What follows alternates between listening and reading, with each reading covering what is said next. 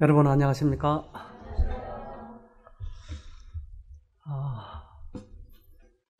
이제 겨울이 다 간 것 같은데 아직도 좀 춥습니다. 우리 지난 한 주일 동안 쉼터 건강 프로그램을 뭐 큰 어려움 없이 은혜 가운데 이렇게 잘 마치게 해주셔서 참 감사합니다. 특별히 우리 봉사자들 아침 새벽부터 밤늦게까지 최선을 다해서 봉사해 주신 여러분께 진심으로 감사를 드립니다.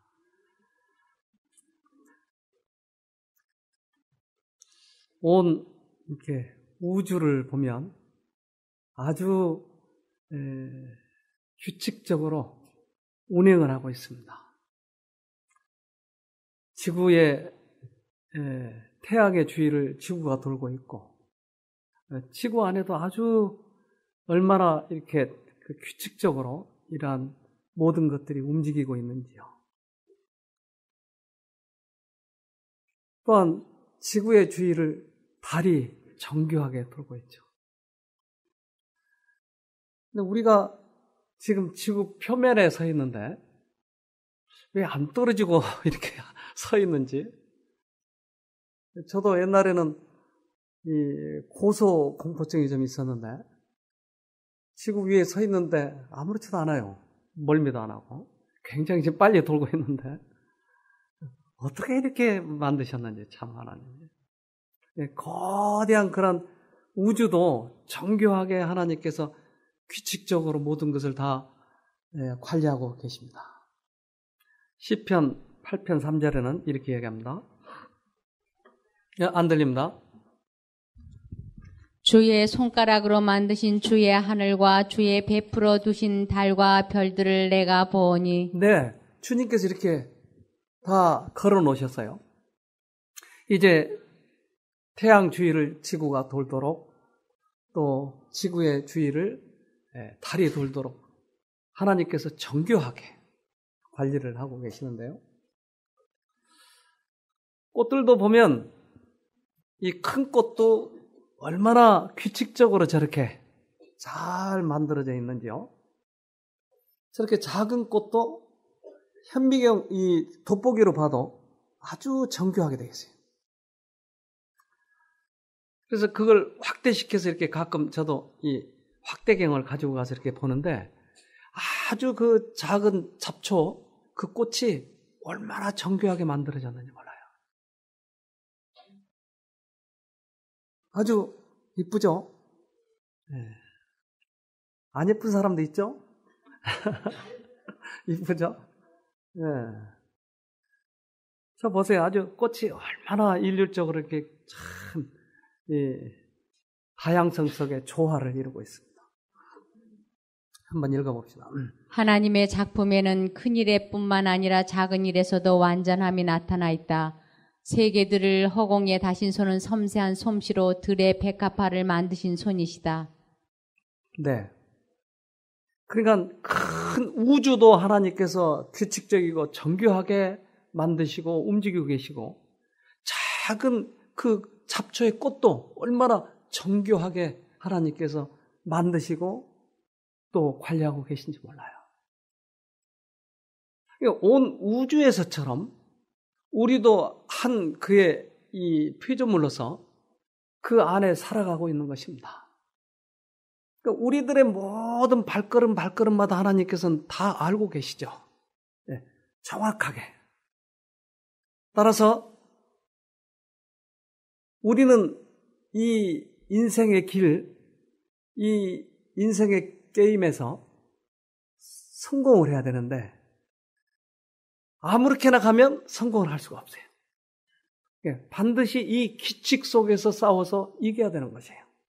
디모데후서 2장 5절에는 경계하는 자가 법대로 경계하지 아니하면 면류관을 얻지 못할 것이며. 네, 그렇습니다. 그러니까 우리는 하나님께서 우리들에게 제시한 그 길로 가면 그것을 극복하고 이기면 하늘을 가는 거예요. 면류관을 쓰는 것이. 근데 우리 마음대로 가버리면 우리들에게 무언가 부족한 것이 있다 이 말이에요.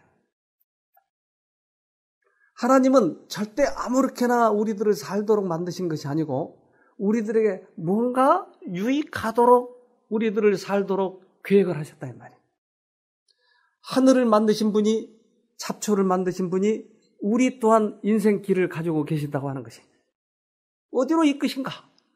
근데 우리는 우리 마음대로 간 것 같지만 하나님께서 우리를 당신의 섭리대로 이끌고 계시는 것이에요. 여기 우리 청년도 있고 어린아이도 있고 이제 노년도 계시고 그러는데 인생길을 각자의 그 인생길을 하나님께서 자기의 뜻대로 끌고 가시는 거예요. 어디로 갈까요? 자, 읽어보겠습니다. 여호와여 내가 알거니와 인생의 길이 자기에게 있지 아니하니 걸음을 지도함이 걷는 자에게 있지 아니하니이다. 네, 에레미야 10장 23절에는 내가 걷고 있지만 지금 하나님께서 나를 이끌고 계시기 때문에 우리가 가고 있다고 하는 것이에요. 그래서 우리 마음대로 살아가 버리면 나중에 이제 우리가 하늘 문턱에서 너무나 잘못 살아왔다고 후회할 수도 있다 이 말이에요. 정교하게 잡초를 만드시고 관리하신 분이 우리들의 인생길도 가장 하나님께서 유익하게 이끌고 계십니다. 내가 거부만 하지 않으면 우리는 그 길을 갈 수 있는 것이.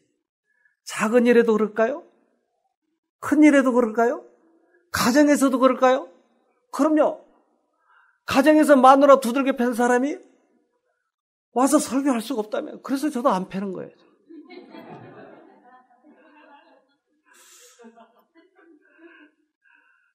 그럼 이게 너무 웃어버려가지고 내가 왜냐하면 그 작은 일에도 충성하지 못한 사람이 어떻게 이 자리에 와서 그렇게 할 수 있느냐. 하나님은 작은 일에도 큰 일에도 언제나 이끌고 계신다. 우리 이 뇌 구조를 보면 아까 우리 오늘 아침에 우리 전두엽에 대해서 설명하고 한 번의 선택은 10년을 좌우합니다. 이걸 얘기했는데 내가 오늘 이 설교할 것에 대해서 좀 알았나 봐요. 우리들의 가장 중요한 부분이 아까 어디에 알았다고 그랬죠? 이 전두엽인데 이것은 마치 그 회사의 CEO처럼 모든 문제를 결정하는 우리 이 인생길에 있어서 결정하며 끌고 가는 그런 역할을 한다 이 말이죠. 어디로 갈 것인가? 그러니까 이 전두엽은 최고의 지혜가 있어야 되고 권한이 있고 그렇죠. 그래서 우리 인생길을 끌고 가는데 내가 저 사람이 인상을 쓰는데 쥐어 박아 말아? 이거 어디서 결정해요? 주먹이? 아니요. 이 전두엽에서 결정하는 거예요. 네. 쥐어 박아야 되나 말아야 되나. 근데 우리는 이러한 전두엽이 발전이 매 인생의 발걸음마다 이것을 결정을 하면서 이것이 자라나는 거예요. 그래서 이 유전자 수준에서 규명되기 시작한 뇌와 마음의 형성. 이 대뇌 피질이 있는데 이게 6층의 구조로 되어 있는데 이게 차츰차츰 자라는 거예요. 그러니까 우리가 어떤 행동을 하고 어떻게 인생을 선택하며 살아가느냐 그의 품성이 차츰차츰 형성돼 간다고 하는 것이 이것이 과학자에 의해서 규명이 됐어요. 그래서 우리가 매 순간마다 작은 일이나 큰 일이나 이런 것을 결정할 때마다 우리들의 대뇌 구조는 성품이 이루어져 가는 것이다 이 말이에요. 그러니까 아무렇게나 우리들에게 사건이 오는 것이 아니고 하나님은 이 사건을 통해서 우리들의 영적 구조가 하늘에 맞게끔 바뀌도록 하는 것이다 이 말이에요. 그러니까 사건이 중요한 것이 아니고 우리들의 이 결정력, 우리들의 품성이 자라는 것이 훨씬 더 귀중하다고 하는 것이에요. 아멘. 자, 읽어보십시다. 그리스도를 따르는 자는 정신과 기질에서 그리스도와 같다. 자, 그러니까 우리들의 영적 구조를 여기서는 기질이라고 표현했어요. 그러니까 자꾸만 예수님을 따라가다 보면 우리들의 기질이 예수님의 품성과 기질이 같아진다. 그래서 우리는 사건마다 하나님께서 역사하시는 그 사건을 통해서 하나님 쪽을 선택을 해야 되는 것입니다. 아멘. 작은 일에서도요? 큰 일에서도요? 그럼요. 그래서 우주와 같이 복잡한 이 뇌세포, 어떤 사람은 이것을 100억 개라고 얘기했어요. 근데 어떤 사람은 1000억 개라고 얘기했어요. 그러니까 수없이 복잡한 이 뇌세포가 어떻게 연결되어 있는지 몰라요. 저 사람이 화를 낼 때 내가 주먹을 날리느냐 아니느냐. 어떤 사람은 10번 약을 올려야 한 번 화를 내요. 어떤 사람은 한 번만 약을 올려도 화를 내고. 그러니까 그러한 품성이 이 안에서 결정이 되는데 어떻게 이것을 바꿔놓느냐 하는 것이에요. 너무나 복잡해요. 1000억 개를 어떻게 다 이렇게 우리가 볼 수 있어요. 그러나 예수님만은 이걸 아실까요? 아시죠? 어떤 것이 이렇게 변형되어야 우리들의 품성이 변화되는지를 그분은 아시더라 이 말이에요. 이사야 48장 17절에 너희의 구속자시요 이스라엘의 거룩하신 자이신 여호와께서 가라사대 나는 내게 유익하도록 가르치고 너를 마땅히 행할 길로 인도하는 너희 하나님 여호와라. 네, 우리들의 유익을 위해서 우리들의 길을 인도하신다라고 얘기한 것이에요. 이 사건을 통해서 분명히 너에게 어떤 유익이 있으니까 이 사건을 허락하신다. 그러면 이 사건을 하나님을 바라보면서 극복하면 영적 구조가 바뀌는 거예요. 기질이 예수를 닮아가는 것이에요. 쉼터에서 작은 봉사를 하지만 그 봉사를 통해서 뭔가 우리에게 유익이 있기 때문에 그 일을 허락하신다 이 말이에요. 오늘 아침에 저는 우리 이광순 집사님 그 쉼터에서 그 노래의 사건에 대해서 전 전혀 몰랐어요. 아주 준비 잘하고 연습 잘해가지고 딱 부른 줄 알았는데 실수했다는 거예요 그게. 근데 그것을 통해서 본인이 감동을 받았다는 거예요. 그러니까 인생 길을 이 집사님을 우리 하나님께서는 이끄시고 계시는 거예요. 그러니까 그 작은 사건 속에서 그러한 실수를 통해서 하나님께서 그의 어떠한 부분을 고쳐주고 계신다고 하는 거죠. 그러니까 이거는 우리가 알 수 없어요. 하나님과 우리 사이에만 알 수 있는 것입니다. 데살로니가 전서 5장 23절에는 평안의 하나님께서 여러분을 깨끗하게 하셔서 하나님께 속한 자로 지켜주시며 여러분의 온몸 즉 영과 혼과 육신 모두를 우리 주 예수 그리스도께서 오실 그날까지 아무 흠 없이 지켜주시기를 기도합니다. 네. 그러니까 우리의 영혼의 구조를 잘 만들어서 하늘까지 와서 하늘에 가서 영원히 살으라고 하는 것이 우리에게. 그러니까 우리는 이 삶이 참으로 귀중하고 또한 어떻게 보면 가장 이 길이 인생길이 어떻게 보면 가장 이 세상을 사는 동안에 하늘을 준비할 수 있는 아주 귀중한 그런 계기인 것입니다. 그러기에 아무렇게나 살아버려서는 안 되죠. 작은 일에도 충성하고 큰 일에도 충성하고 그렇게 살아야 되지 않겠습니까? 그래서 이번에 이 쉼터에 오신 분들이 상당히 많이 이렇게 많은 감동을 받았어요. 봉사자들도 이번에 참 열심히 했고 아무런 잡음이 일어나지 않았어요. 그래서 제 마음이 얼마나 기쁜지 몰라요. 그래서 거기 어떤 목회자분도 오셨고 또 다른 어떤 교파의 사람들도 오셨고 여러분들이 오셨는데 그들이 감동을 받아가지고 막 우는 거예요. 어떤 분은 이 팔이 너무 아파요. 그래서 병원에 가도 안 되고 그러니까 이제 쉼터에 와서도 이걸 묶고 다녔는데 우리 봉사자 한 분이 거기에 숟가락을 붙여가지고 이렇게 감아주니까 이 통증이 싹 가시는 거예요. 그분이 하는 얘기가 여기가 천국이지 않느냐고. 어떻게 여기서 그렇게 해줄 수 있느냐고. 그러니까 그들이 모두 천사처럼 보인다고 하는 것이에요. 제가 보기에는 천사 같지 않은데 그분이 보기에는 천사 날개도 없고 뭐 그런데.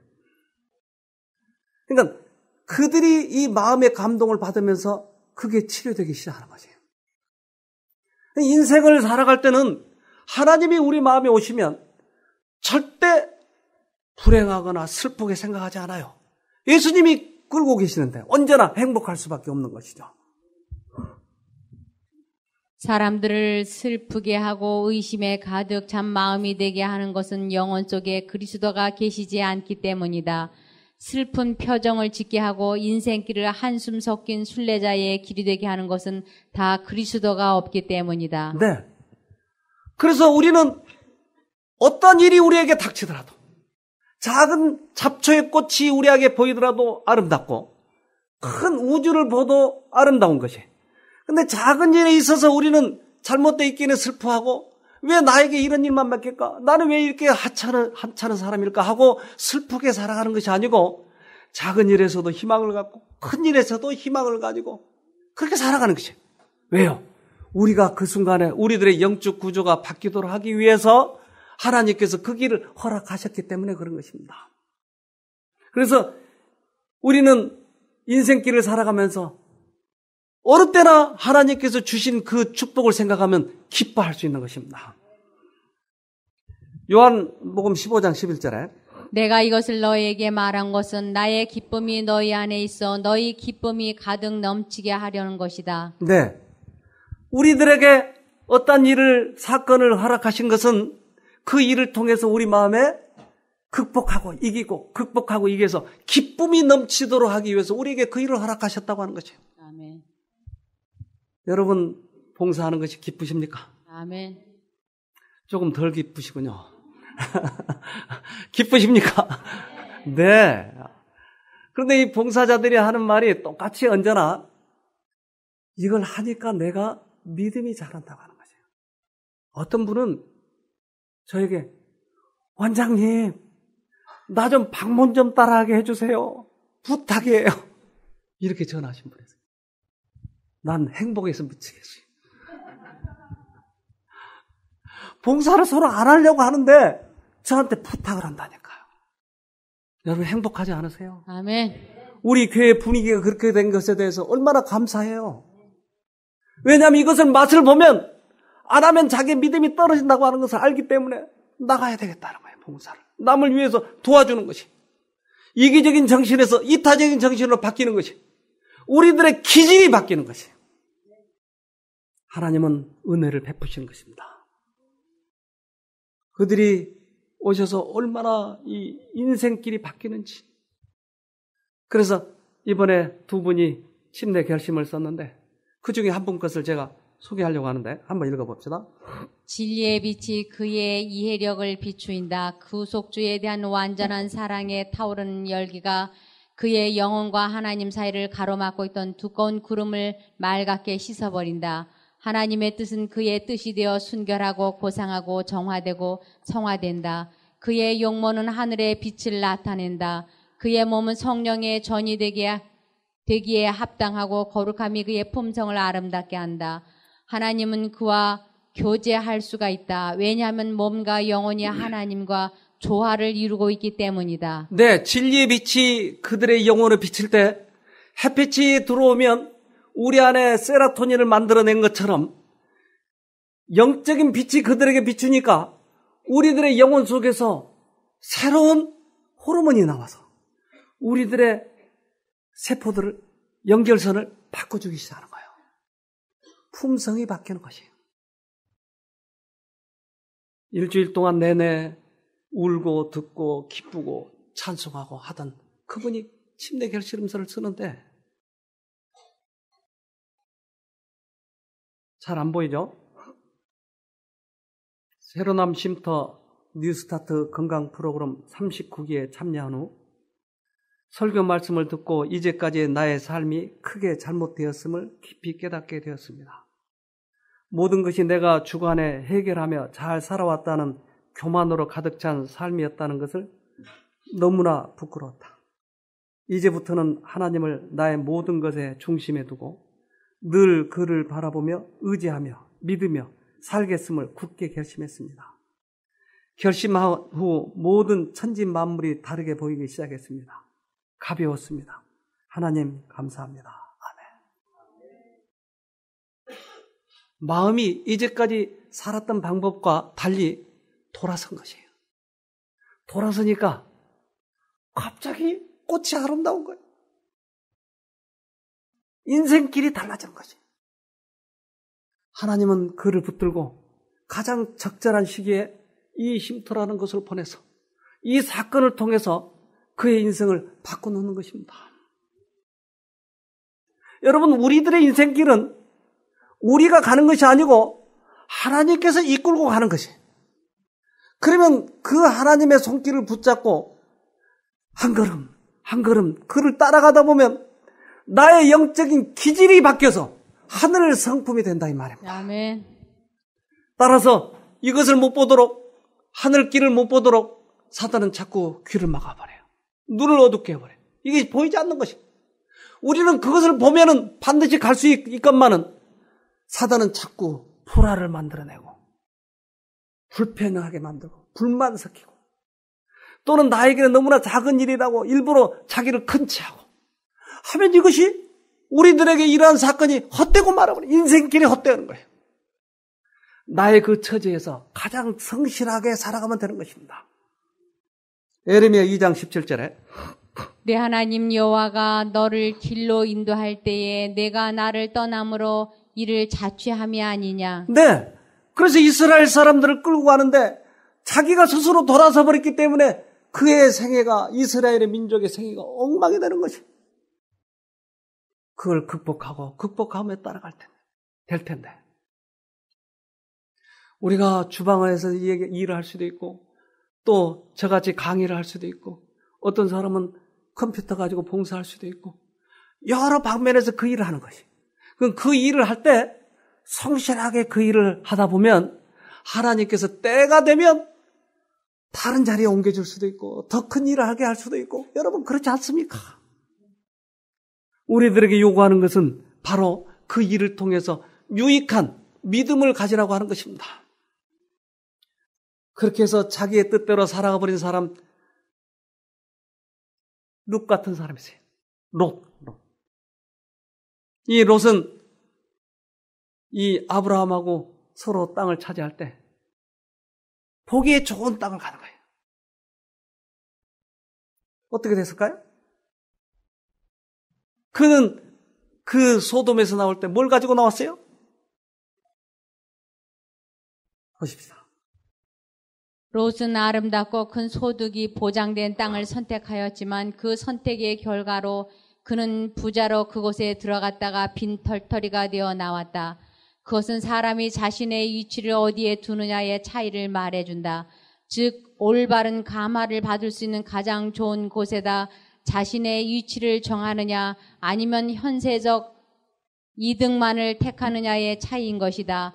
소돔으로 가는 길은 많다. 하나님께로 인도하는 길을 식별할 수 있도록 우리는 모두 다 눈에 기름을 바를 필요가 있다. 네.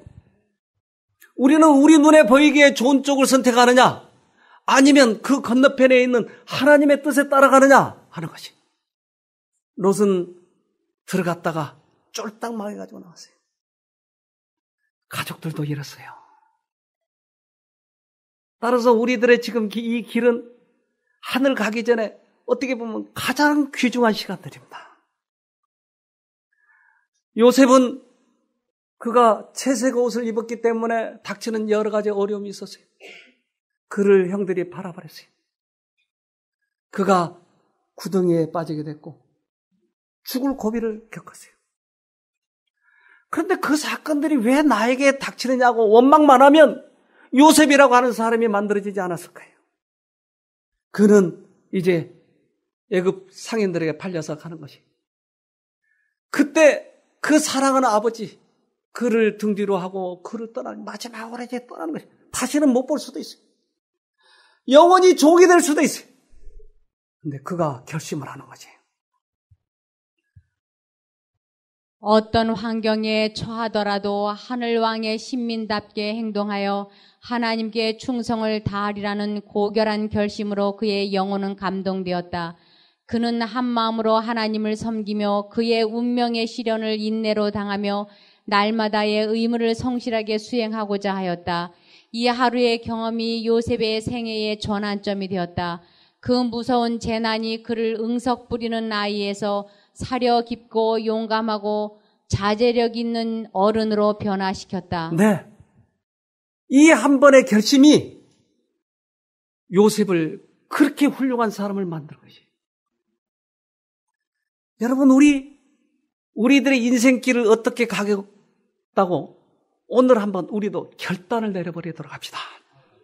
응석 부리던 그러한 응석쟁이가 사력 있고 판단력 있는 그런 사람으로 바뀌는 것이. 요셉의 이 결단이 그에게 있어서 가장 인생을 아름답고 가치 있게 만드는 계기가 된 것이. 어떤 일이 닥치더라도 나는 하나님의 뜻대로 해야 되겠다는 것이.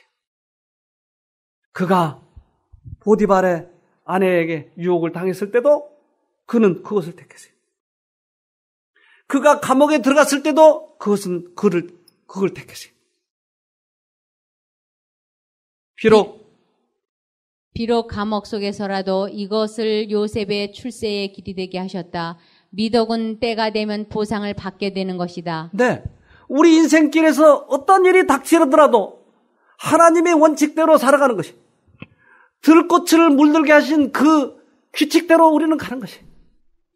그러면 주님께서 우리들의 미래를 열어주시겠다고 약속하신 것이. 아멘. 요셉은 애굽 온 땅의 통치자가 되었을 때에도 하나님을 잊지 않았다.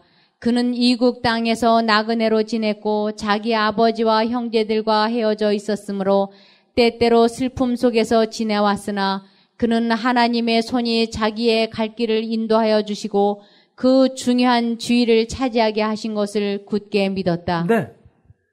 그는 출세에서도 잊어버리지 않은 거예요. 고난 속에서도 잊어버리지 않는 거예요.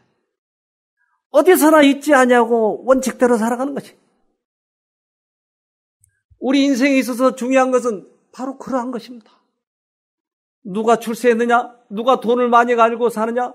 누가 다른 사람부터 추앙을 받느냐? 이게 아니고 우리들의 영적 구조가 어떠하느냐가 중요하다 이 말이에요. 우리는 하늘을 가야 되기 때문에 그렇습니다. 그가 자기를 판 형제들이 있어요. 자기를 상인들에게 넘겨줘 버린 그 사람들이 있어요. 그 형제들에게 어떻게 대할까요? 저 같으면 이리 들어와. 몽둥이로. 그때 그의 성격은 작은 일에서나 큰 일이나 출세했을 때나 감옥에 있을 때나 언제나 그리스도의 기질이 있었다고요. 그러면 이들은 어떻게 했을까요?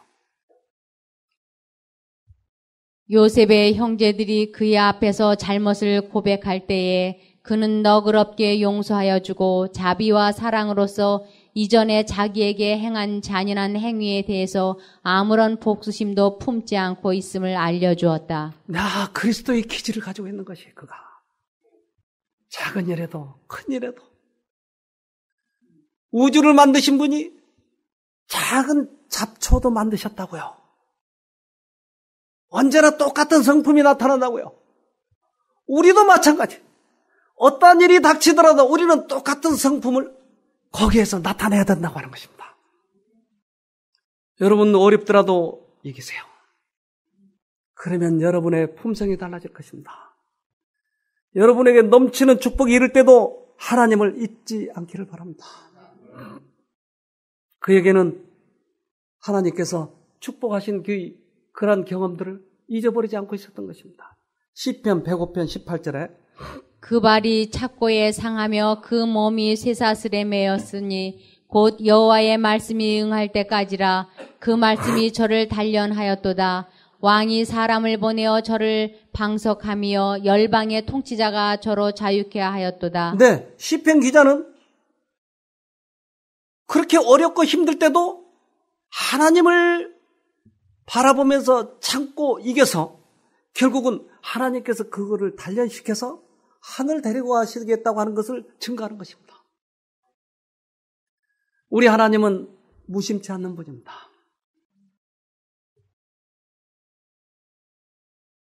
초기 행복 연구의 선구자다. 그는 추상적인 행복 연구를 뛰어넘어 약 500명의 미국인들을 대상으로 구체적인 질문을 던졌다.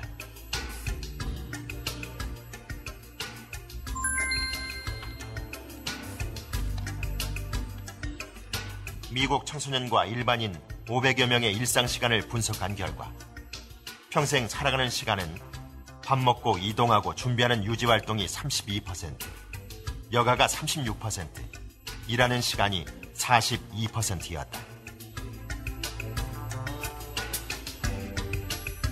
이 세 가지 시간을 어떻게 보내는지 다 중요하지만 그는 삶의 질은 평생 무슨 일을 하며 그 일을 하며 무슨 생각을 하는지에 달려있다고 결론 지었다. 그의 연구에 따르면 사람들은 자신의 일을 세 가지로 생각한다. 먹고 살려고 하는 일, 출세로서의 일, 소명으로서의 일이 그것이다. 그의 연구 결과 소명으로 일하는 사람들이 가장 행복했다. 왜냐하면 스스로가 가치 있는 일을 하는 사람이라고 생각할 때 자존감과 만족도가 증가하기 때문이다. We have to somehow make life work. 죽기 전에 우리는 우리가 왜 사는지에 대한 가치를 만들어야 합니다. 즉, 왜 사는지 살아가는 이유가 필요한 것이죠. 거기엔 여러 가지 방법이 있습니다. 네. 우리들의 행복도는 우리가 어떤 일을 하느냐, 그 어떤 일을 할 때 어떤 생각을 가지고 하느냐, 이것에 따라서 행복도가 달라진다고 하는 거예요. 여러분 행복하십니까? 안 행복하시네요. 여러분, 우리가 우리들의 인생길의 가장 중요한 그 부분을 생각하고 다음 세상에 올 그 다음 세상을 생각하면서 살아갈 때 최고의 행복을 느낄 것이에요. 이 땅에서 어떻게 살아가느냐, 이것은 참 중요합니다. 작은 일에 충성하고 큰 일에도 충성하다 보면 주님께서 오시는 날, 그날 우리들에게 큰 상급을 주시라고 생각합니다. 우리 요즘 교과책에 에스더 나오죠, 에스더. 이름은 에스더라고 많이 짓더라고요. 근데 그의 생애를 보면 영 에스더 같지 않아요, 보면. 근데 에스더는 그가 왕비로 뽑히게 된 것이에요. 얼마나 이뻤는지는 모르지만 어쨌든 그가 꽤 좀 매력적이었겠죠. 근데 그 왕의 눈에만 그렇게 보였는지도 몰라요, 사실. 객관적으로 그렇게 이쁜지는 잘 모르겠어요. 근데 성경에는 이쁘다고는 했었는데. 근데 그가 이제 왕비로 뽑히게 됐는데, 그것으로 인해서 이제 그에게 어떤 사건이 다가오게 됩니다. 에스더 4장 14절에 이때에 내가 만일 잠잠하여 말이 없으면 유다인은 다른 데로 말미암아 노임과 구원을 얻으려니와 너와 내 아비집은 멸망하리라. 내가 왕의 위를 얻은 것이 이때를 위함이 아니지 누가 아느냐. 하나님은 역사를 이끌고 계세요. 그리고 당신의 역사를 가장 훌륭하게 이끌기시기 위해서 곳곳에 사람을 두십니다. 저도 하나님이 일을 하면서 기이하게, 기이하게. 요즘에도 제가 지금은 다 얘기할 수 없지만 그런 기이한 일들이 일어나는 거예요. 꼭 필요하고 어떨 때는 암담한데 그 일을 해결해 줄 수 있는 그런 사람들이 곳곳에 있는 것이에요. 곳곳에.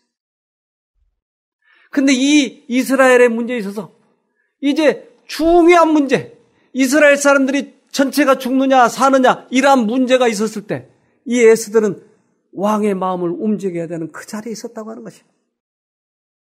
이때 내가 만일 잠잠하여 말이 없으면 다른 사람으로 인해서 노임을 받을 거야. 너로 인해서가 아니고. 그러니까 하나님의 역사를 이끌기 위해서 네가 안 하면 다른 사람을 시킨다는 거예요. 그런데 우리가 그 자리에 있어서 그 일을 해결하면 우리는 그 일을 해결할 뿐만 아니라 우리의 구원도 이루어진다고 하는 것이에요. 아멘. 여러분의 자리가 지금 그렇다고 하는 것이에요. 우리는 이 복음을 땅끝까지 전해야 되고 특별히 이 말세에 우리들에게 주어진 이 생활에 적용해서 변화되는 이 경험을 다른 사람들에게 전해줘야 할 임무가 있는 것입니다. 나는 지금 각자의 처소에서 어떤 일을 하고 있느냐는 것입니다. 에스더는 이 일을 하는 것이에요. 이제 그가 결단을 내려야 되는데 그건 목숨을 걸고 하는 일이에요. 만약에 왕이 두르라고 하지 않았으면, 아는데도 들어가면 그때는 죽었어요. 왜냐하면 하도 자격이 많으니까. 왕비 에스더는 그 죽음을 각오하고 들어갑니다. 에스더 4장 16절에 당신은 가서 수산에 있는 유다인을 다 모으고 나를 위하여 금식하되 밤낮 3일을 먹지도 말고 마시지도 마소서. 나도 나의 시녀로 더불어 이렇게 금식한 후에 규례를 어기고 왕에게 나아가리니 죽으면 죽으리이다. 네. 죽으면 죽으리이다 하고 왕 앞에 나가가지고 결국은 그 백성을 다 살리게 된 것이에요. 여러분, 우리가 우리의 맡아진 이 임무를 어떻게 처리하느냐에 따라서 이 복음 사업이 어떻게 전개되느냐와 관련이 있다 이 말이에요. 작은 일에도 성실하고 큰 일에도 성실하도록 합시다. 우리가 만약에 그 일의 끝 귀말을 본다면 어떻게 행동을 했겠느냐 이 말이에요. 나중에 우리가 이 복음 사업을 크게 이제 더 멀리 전하고 있을 때 뒤를 돌아보자고요. 내가 그때 어떤 역할을 했겠는가? 긁어내렸겠는가? 불만만 터뜨렸겠는가? 아니면 게으르기 때문에 뺑소니 쳤는가? 내가 어떤 역할을 맡았느냐는 것이. 따라서 그 먼 미래를 내다보면 우리는 다시 한번 마음이 새로울 것입니다. 에스더 하만은 오히려 계략을 꾸몄다가 자기가 거기에 매달려 죽게 된 것입니다. 이 결말을 보았다면 우리는 단호하게 결심을 하고 했을 것이에요. 에스더처럼. 결말이 보이지 않기 때문에 우리는 쭈삣쭈삣 어떤 쪽을 택해야 될지 알 수 없어요. 그러나 하나님께서는 우리들에게 충성하면 반드시 보상하겠다고 약속하신 것입니다.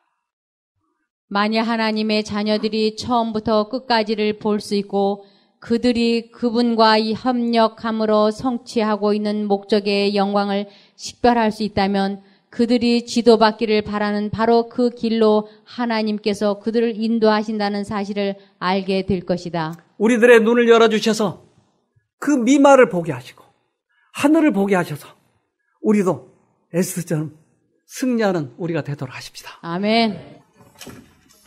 하늘에 계신 아버지, 우리를 불러주셔서 당신의 선한 길로 인도해 주셔서 감사합니다. 아멘. 때론 우리가 눈이 어두워서 주님의 뜻을 거절한 적이 많이 있습니다. 우리의 처지를 이해하지 못하고 먼 미래를 내다보지 못한 우둔함이 저희들을 이렇게 많이 어둡게 만들어버리고 말았습니다. 그러나 다시 한번 주님을 바라보기를 원합니다. 우리들에게 주어진 임무를 성실하게 행하기를 원합니다. 이제 우리도 다윗처럼 요셉처럼 에스더처럼 그렇게 결단을 내리게 해주셔서 하나님 뒤를 따라가는 저희가 되도록 도와주시옵소서. 우리도 주님처럼 바뀌고 싶습니다.